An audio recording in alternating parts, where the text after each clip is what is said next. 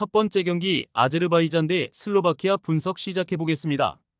아제르바이잔은 첫 승상대로 여긴 에스토니아에도 패하며 전패를 당했다. 스웨덴과 슬로바키아전에 비해 낮은 경기력이긴 했지만 3골을 실점했다.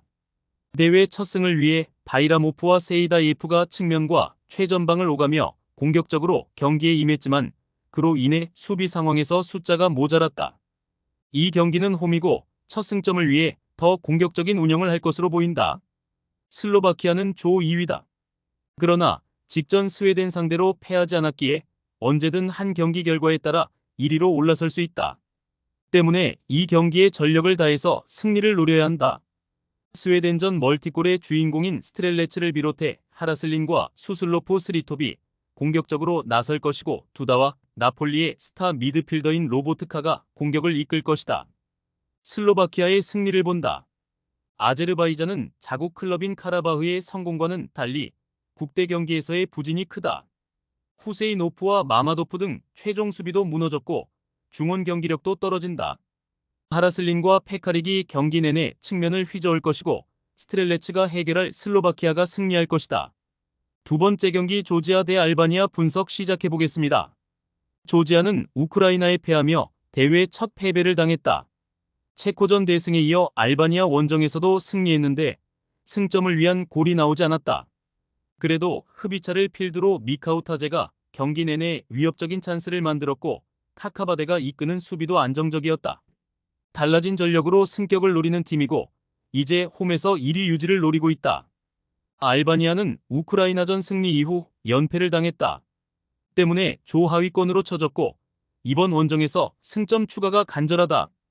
홈에서 접전을 펼친 끝에 패했던 조지아를 상대하는 일정이기에 무리한 공격적인 운영보다는 수비에 치중하며 역습으로 승부를 볼 것이다. 라마다니와 아슬라니의 중앙 미드필더진이 공격 전개보다는 수비 위주로 경기를 전개할 것이 유력하다. 접전을 본다. 조지아는 동유럽 최고의 윙어인 흡이차를 비롯해 차크베타제와 미카우타제의 스리톱이 위력적이다. 로초시빌리의 중원 지원도 기대할 만하다.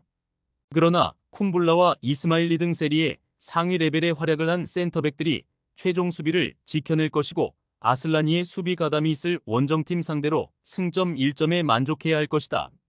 세 번째 경기 우크라이나 대 체코 분석 시작해 보겠습니다. 우크라이나는 첼시의 스타 윙어인 무드리크의 골로 조 1위를 달리던 조지아를 잡았다. 진첸코가 나서지 못한 경기였지만 샤파렌코와 수다코프가 중원에서 상대에 밀리지 않았고 트루빈 키퍼의 세이브 능력도 대단했다. 첫 두 경기를 패했기에 최하위권이지만 1위와 승점차가 3점이기에 이 경기를 승리하면 순위 상승이 가능하다. 도브비크와 무드리크, 야렘촉 등이 다시 한번 승리를 위해 전력을 다할 것이다. 체코는 선발 공격수로 나서 결승골 포함 멀티골을 터뜨린 토마시 호리를 앞세워 알바니아에 승리했다. 상대가 라인을 내리고 수비적으로 나선 경기였기에 다소 고전했지만 슬라비아 프라하의 장신 공격수인 호리가 해결했다. 클로젝과 쿠우타, 츠방카라 등이 벤치에서 나올 정도로 멤버 구성이 좋지만 조지아에 패하며 분위기가 좋지 않았는데 연승으로 이제 1위 등극을 노리고 있다. 접전을 본다. 조지아전 승리로 기세를 올린 우크라이나지만 진첸코가 없는 데다 야렘척이 조커 역할을 하지 못하는 건 아쉽다. 그래도 샤파렌코와 수다코프가 중원에 나와 최종 수비를 보호하며 수책을 비롯한 상대 중원의 공세를 저지할 우크라이나가 승점 1점은 가져갈 수 있을 것이다. 네 번째 경기 이탈리아 대 이스라엘 분석 시작해 보겠습니다. 이태리는 지난 금요일 홈 경기에서 벨기에 상대로 승점 1점을 따냈다.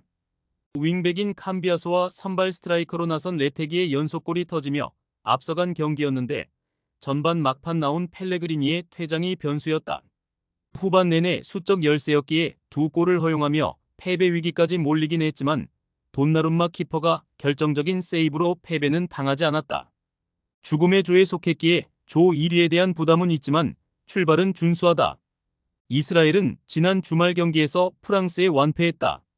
대표팀을 은퇴한 자하비, 부상으로 빠진 솔로몬 등 공격진의 전력 누수가 큰 경기였는데 수비가 더 불안한 모습이었다.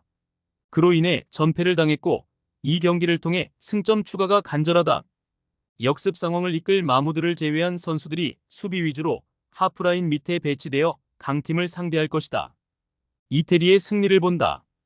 펠레그리니가 빠지는 건 아쉽지만 프라테시와 라스파도리를 비롯해 그의 빈자리를 메울 카드는 차고 넘친다. 홈의 이점은 차치하더라도 전력의 우위가 확실하고 최전방에 나서는 레테기가 확실하게 마무리하는 이태리가 1승을 더할 것이다. 다섯 번째 경기 아이슬란드 대 터키 분석 시작해보겠습니다. 아이슬란드는 지난 주말 경기에서 웨일스 상대로 승점 1점을 따냈다. 전반 상대에게 연속골을 허용하며 끌려간 경기였는데 교체로 들어온 토마손의 골이 있었고 상대 자책골을 유도했다. 튀르키의 원정을 패하긴 했지만 네이션스 리그비에서 경쟁력은 보여주고 있다. 빌럼슨과 토다르손 등 중원의 중심을 잡아주는 선수들도 있다. 튀르키예는 몬테네그로를 잡고 조 1위를 유지 중이다.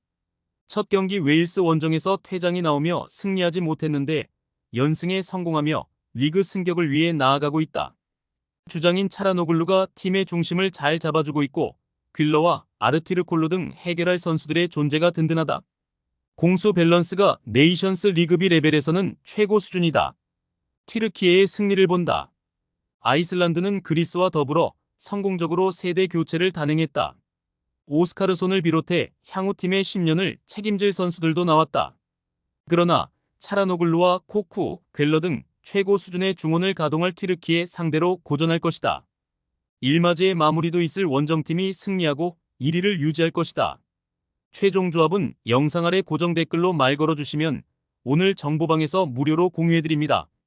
제발 손해보면서 토토하지 말고 다같이 웃으면서 즐겁게 베팅합시다. 함께 하실 분들은 부담 갖지 마시고 편하게 말 걸어주세요.